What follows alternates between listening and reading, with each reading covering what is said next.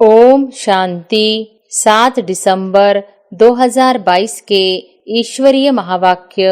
पहले एक नजर मुरली के मुख्य पॉइंट पर। बाबा ने कहा, यह है ईश्वरीय भाषा अथवा भाषण। तुम भी भाषण करते हो ना। बाप कहते हैं, सबसे जास्ती तो मैं भाषण करता हूँ, क्योंकि मैं ज्ञान का सागर हूँ। बाप कहते हैं, बच्चे तुम आगे चलो, क्योंकि गौशाला भी है ना। गौओं के पीछे पीछे ग्वाला रहता है, नहीं तो गौएं इधर उधर चली जाए। बाप भी पिछाड़ी में रहते हैं। इस समय अच्छे संस्कार बहुत कम है, बाकी है बुरे गिरने के संस्कार। इस समय कोई के भी अच्छे संस्कार नहीं कहेंगे, जबकि है ही रावण राज्य। और फिर बाबा ने कहा, बुरे संस्कार वाले बैठ देवताओं का वर्णन करते हैं, क्योंकि वह है दैवी गुण वाले और यह है आसुरी गुण वाले। तुम बहुतों ने मिलकर भारत को पावन बनाया है। अब तुम्हारी बुद्धि में फर्स्ट क्लास नॉलेज है कि सृष्टि चक्र कैसे फिरता है। आत्मा ही दुख उठाती है, तो बाप समझाते हैं, बच्चे सर्विस करो, पाप आत्माओं को पावन पुण्य आत्मा बनाओ। और फिर लास्ट में बाबा ने कहा, तुम मात पिता, हम बालक तेरे। तो बालक जिस्मानी ठहरे ना।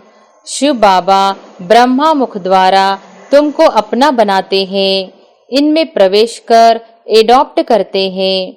तुम बच्चों को स्थायी खुशी रहनी चाहिए। हम जाकर प्रिंस बनेंगे। अगर निश्चय नहीं है तो स्कूल में जैसा बेसमझ बैठा हो।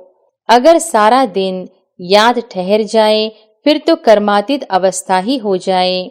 शांति तब मिल सकती है जब गृहस्थ व्यवहार में रहते पवित्र बन रूहानी यात्रा पर रहे। ऑफिस में बैठे, घर में बैठे यात्रा करते रहे। और अब सुनते हैं महावाक्यों को विस्तार से। मुरली का सार। मीठे बच्चे, तुम्हें अच्छे संस्कार धारण कर पतितों को पावन बनाने की सर्विस करनी है। अंधों की लाठी बनना है। प्रश्न है, पिछाड़ी के समय कौन सी अवस्था आनी है? उत्तर है, पिछाड़ी के समय निरंतर रूहानी यात्रा करते रहेंगे। बैठे बैठे साक्षात्कार होंगे। बाप और वर्षा याद आता रहेगा। बैकुंठ देखते रहेंगे। बस अभी हम यह प्रारब्ध पाएंगे, हर्षित होते रहेंगे। परंतु अच्छा पुरुषार्थ नहीं किया तो पछताना भी होगा। सजाओं का भी साक्षात्कार करेंगे। गीत है, रात के राही थक मत जाना, सुबह की मंजिल दूर नहीं। ओम शांति। यह है रूहानी यात्रा। सबसे जास्ती महत्व इस रूहानी यात्रा का है। यह है ईश्वरीय भाषा अथवा भाषण। तुम भी भाषण करते हो ना। बाप कहते हैं, सबसे जास्ती तो मैं भाषण करता हूँ, क्योंकि मैं ज्ञान का सागर हूँ और फिर पतित पावन सद्गति दाता हूँ। ज्ञान से सद्गति होती है। बाप कहते हैं, वास्तव में मेरा नाम भी एक ही है।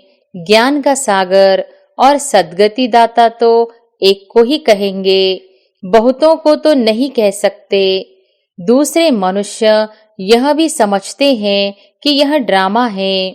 चक्र भी दिखाते हैं, परंतु चक्र की आयु भिन्न भिन्न दिखाते हैं। चक्र का भी ज्ञान चाहिए। लाखों वर्ष कह देने से कोई बात का विचार भी नहीं कर सकते। बाप को कहते हैं, सर्व का सद्गति दाता, लिबरेटर। इतनी आत्माएं जो ऊपर से आई है, पहले यहाँ नहीं थी, फिर जरूर नहीं होगी। तो इतने सबको कौन आकर वापस ले जाएंगे? गाइड तो है ही एक परमपिता परमात्मा। गाइड अर्थात जो आगे रास्ता दिखाता चले। गाते भी है, पतित पावन गाइड है। सर्व का सद्गति दाता है। गुरु होता ही है गति करने वाला। गुरु को आगे, फॉलोअर्स को पीछे रखा जाता है। यहाँ ऐसी बात नहीं है। यहाँ तो बाप कहते हैं, बच्चे तुम आगे चलो, क्योंकि गौशाला भी है ना। गौओं के पीछे पीछे ग्वाला रहता है, नहीं तो गौएं इधर उधर चली जाएं। बाप भी पिछाड़ी में रहते हैं। आजकल भगत लोग समझते हैं आगे महात्मा जी हो, उनसे आगे जाना बेइज्जती समझते हैं। बाबा कहेंगे बच्चे तुम आगे हो। बाप को तो पिछाड़ी में सारी नजर करनी पड़ती है कि कोई खा न जाए।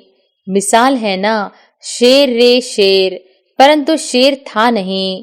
तुम्हारे लिए भी कहते हैं कि यह बीके तो कहती है विनाश होगा, होता नहीं है, परंतु होना तो जरूर है। आगे चल मनुष्य समझ जाएंगे बरोबर विनाश का समय है। तुम बच्चे जानते हो विनाश किस लिए है। दुनिया को कुछ मालूम नहीं। अच्छा, महाभारत लड़ाई के बाद क्या हुआ किसको पता नहीं। तुम बच्चे भी नंबरवार पुरुषार्थ अनुसार जानते हो। हमको बाबा की मदद है।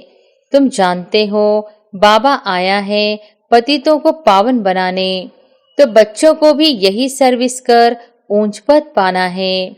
पतितों को पावन बनाना है, अंधों की लाठी बनना है। रास्ता बताया जाता है अलफ और बे का। बस फिर पढ़ाई बहुत सहज है। झाड़ सामने खड़ा है। त्रिमूर्ति तो नंबर 1 है शिव के साथ। त्रिमूर्ति मशहूर है। त्रिमूर्ति मशहूर है। शिव परमात्मा तो उनसे भी ऊंच है। वह तो फिर भी सूक्ष्म है। उनसे ऊंच है परमात्मा, परंतु उनका नाम रूप देश काल कुछ भी नहीं जानते। तुम बच्चे भी पहले नहीं जानते थे। दिन प्रतिदिन सब कुछ समझाया जा रहा है। अभी तुम समझ चुके हो हम आत्मा हैं। संस्कार आत्मा में भरते हैं। अच्छे व बुरे संस्कार आत्मा में हैं। इस समय अच्छे संस्कार बहुत कम हैं, बाकी हैं बुरे गिरने के संस्कार। इस समय कोई के भी संस्कार अच्छे नहीं कहेंगे, जबकि है ही रावण राज्य।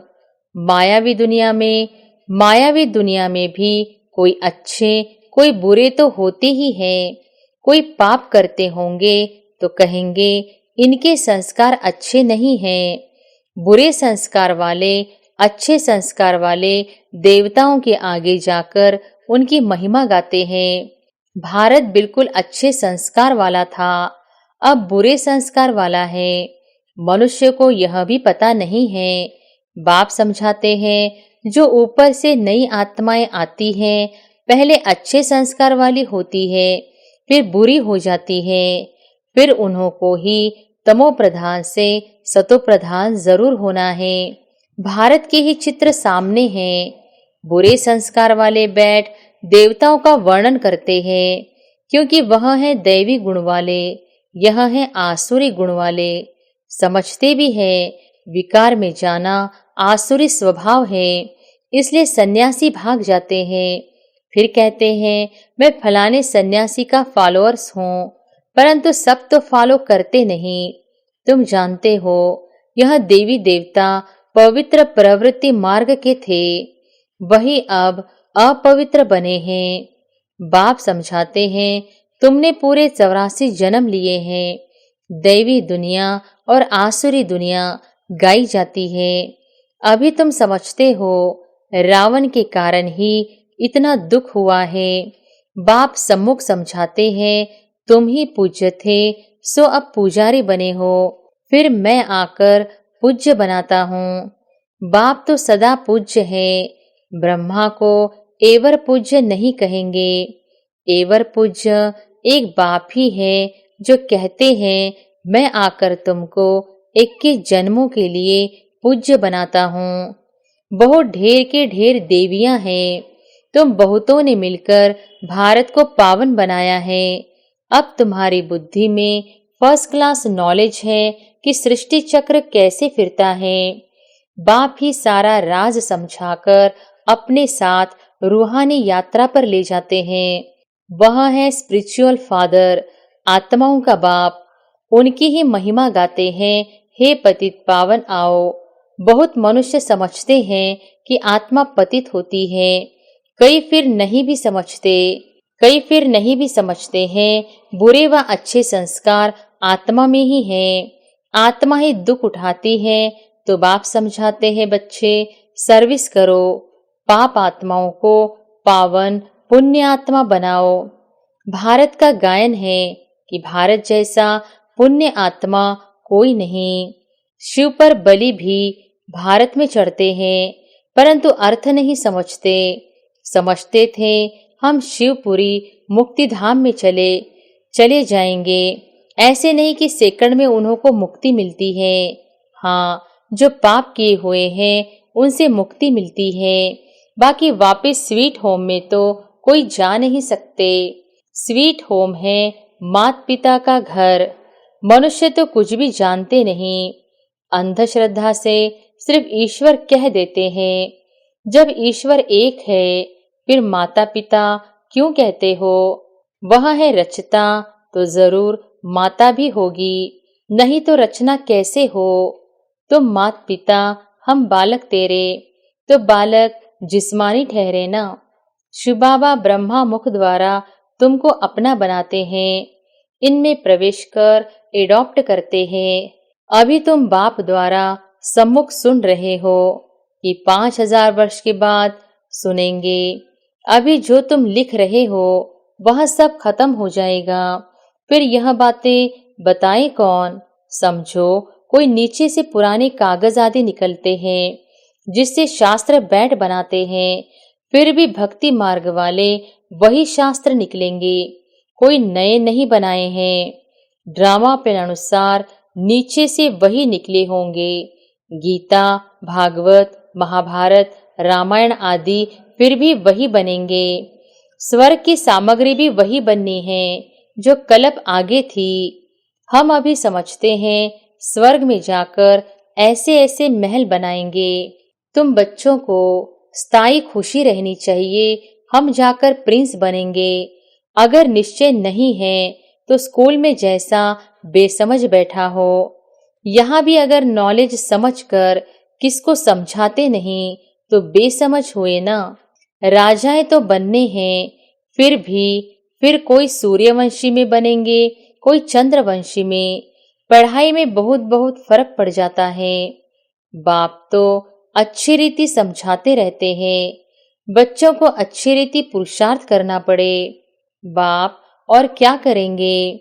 समझाएंगे रूहानी यात्रा पर रहो, और कुछ नहीं समझा सकते हो तो चित्रों पर समझाओ। यह भी देखते हो जिनको समझाते हैं वह तीखे हो जाते हैं, और धर्म वाले भी आते हैं। बाबा ने साक्षात्कार तो पहले ही कराए हैं कि यह इब्राहिम, बौद्ध, क्राइस्ट भी आएंगे। यह सब समझने की बातें बिल्कुल ही सहज है। सृष्टि चक्र को समझना बहुत सहज है। मुश्किल बात है बाप की याद में रहना, पवित्र भी बन जाए। डिफिकल्ट है रूहानी यात्रा, जिसमें थक जाते हैं। अगर सारा दिन याद ठहर जाए फिर तो कर्मातीत अवस्था ही हो जाए। स्कूल में पास तो तब होंगे जब रिजल्ट निकलेगी। मुख्य है रूहानी यात्रा की बात। रूहानी यात्रा यह अक्षर बहुत अच्छा है। योग में ही मेहनत है। हठ योग सिखलाने वाले तो बहुत है, परंतु यह है रूहानी योग। तुम्हारे सिवाय कोई समझा नहीं सकते। इस राजयोग से ही मनुष्य पतित से पावन हो सकते हैं। यह योग बाबा और तुम बच्चे ही सिखला सकते हो। बाहर में जब सभी सुनेंगे तो कहेंगे कि हमारा योग ठीक है और सभी झूठे योग है। बाहर में भी बच्चों को जाना तो है ना। इस योग को कोई जानते नहीं है। उसका नाम ही है हठ योग। यह है राजयोग। भगवान वॉच, मैं तुमको राजयोग सिखलाता हूँ, वह हठ योग मनुष्य सिखाते हैं। अब भगवान कौन? श्री कृष्ण ने तो योग से इतना पद पाया। भगवान तो ऊंचे ते ऊंच निराकार है, तो बीज और झाड़ का ज्ञान बहुत सहज है, बाकी याद में नहीं रह सकते। झाड़ आदि का राज बहुत सहज है, जिसको समझाना किसको समझाना बहुत सहज है। बच्चे बहुत अच्छी रीति समझाते भी हैं, बाकी योग में मेहनत है। घड़ी घड़ी एक दो को सावधानी देते रहे तो भी अहो भाग्य। समझते हैं, सहज भी है तो मुश्किल भी है। बहुत फेल होते हैं, इसलिए कहते हैं हमको योग में बिठाओ। हमको शांति पसंद आती है। शांति का नाम सुना है ना?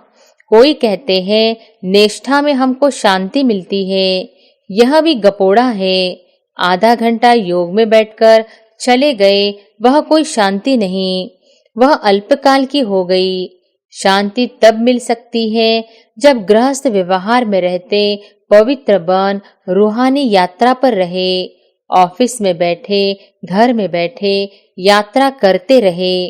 जो अवस्था तुम्हारी पिछाड़ी में आनी है, बैठे बैठे साक्षात्कार करते रहेंगे। बाप और वर्षा याद आता रहेगा, बैकुंठ देखते रहेंगे। बस अभी हम यह प्रारब्ध पाएंगे, पिछाड़े में बहुत साक्षात्कार होंगे। पछताना भी यहाँ होगा जब देखेंगे फलाने फलाने क्या बनते हैं, हम क्या बनते हैं। सजाएं भी बहुत खाएंगे। बाप कहेंगे हम तो तुमको समझाते रहे, तुमने समझा नहीं। सिवाय प्रूफ किसको सजा नहीं मिल सकती। साक्षात्कार कराकर फिर सजा देते हैं तो बच्चों को अच्छी रीति समझाया जाता है। अभी पुरुषार्थ नहीं करेंगे तो कलप कलप ऐसा ही ढीला पुरुषार्थ होगा। अभी तुम समझ सकते हो, हमसे फलाने ऊंच पद पाएंगे। सर्विस का बहुत शौक है, कोई आए तो रास्ता बताए, इतना हर्ष रहता है। डूबे हुए को पार कराना है। तैरने वाले जो होते हैं वह झट कूद पड़ते हैं, गाते हैं नैया मेरी पार लगा दो। बाप हमको सच्चा रास्ता बता रहे हैं। हमको फरमान मिला है, कोई भी आए तो उनको अपना लक्ष्य बताना है। बाकी यह शास्त्र आदि सब भक्ति कल्ट के हैं। पतित पावन एक बाप ही है जो आकर गीता ज्ञान सुनाते हैं। श्री श्री 108 यह रुद्र अर्थात शिव निराकार की माला है। निराकार आकर पढ़ाते हैं। यह कोई शास्त्र का ज्ञान नहीं है। हमको तो बाप ज्ञान सुनाते हैं। महिमा ही बाप की है। ज्ञान का सागर वह है, ऐसा समझाना चाहिए जो वह कोई बात बीच में कर न सके। हम बेहद के बाप से पढ़ते हैं। सर्व का सद्गति दाता वह बाप है, इस पर जोर देना चाहिए। नहीं समझते तो छोड़ दो, बोलो तुम देवता धर्म के ही नहीं हो, यह रास्ता छोड़ दो। परंतु समझाने की हिम्मत चाहिए। सन्यासी भी कोई कोई आ जाते हैं। आगे चल वृद्धि को पाएंगे। कुंभ मेले पर कितने ढेर आते हैं स्नान करने। दिन प्रतिदिन भक्ति भी तमोप्रधान होती जाती है। इसको फॉल ऑफ पॉम्प कहा जाता है। यह भी एक खेल है जिसमें दिखाते हैं दुनिया विनाश कैसे होती है। अभी उनकी पॉम्प है। तुम बच्चों को सदैव नशा रहना चाहिए कि बाबा हमको पढ़ाते हैं, बाबा हमको सुखधाम का रास्ता बताते हैं। अगर हम औरों को रास्ता न बताएं तो बच्चे कैसे कहलाए। उल्टी चलन से इज्जत गंवा देते हैं। बहुत बच्चे समझते हैं हम पाप करते हैं, बाप को मालूम थोड़ी ही पड़ता है। अरे भक्ति मार्ग में भी मुझे सब मालूम पड़ता है, तब तो तुमको फल मिलता है। बाप को तो तरस पड़ता है। बच्चे अभी तक छिपाकर भूले करते रहते हैं, समझते नहीं। अच्छा, मीठे मीठे सिकिलधे बच्चों प्रति माता पिता बाप दादा का याद प्यार और गुड मॉर्निंग। रूहानी बाप की रूहानी बच्चों को नमस्ते। धारणा के लिए मुख्य सार। पहली पॉइंट, रूहानी यात्रा पर रहने के लिए एक दो को सावधान करते रहना है। कर्मातीत अवस्था में जाने के लिए सारा दिन याद में रहने की मेहनत करनी है।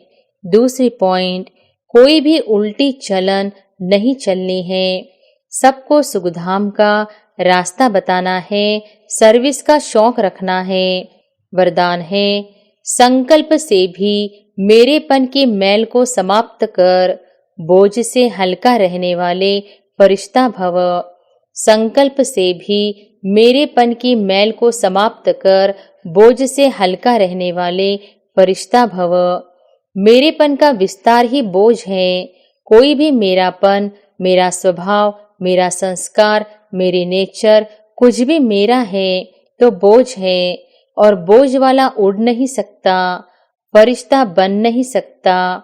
संकल्प में भी मेरेपन का भान आया तो समझो मैले हो गए।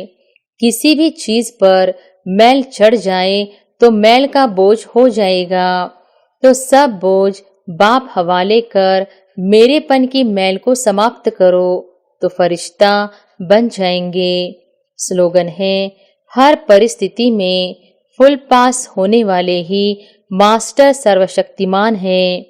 हर परिस्थिति में फुल पास होने वाले ही मास्टर सर्वशक्तिमान है। अच्छा, ओम शांति।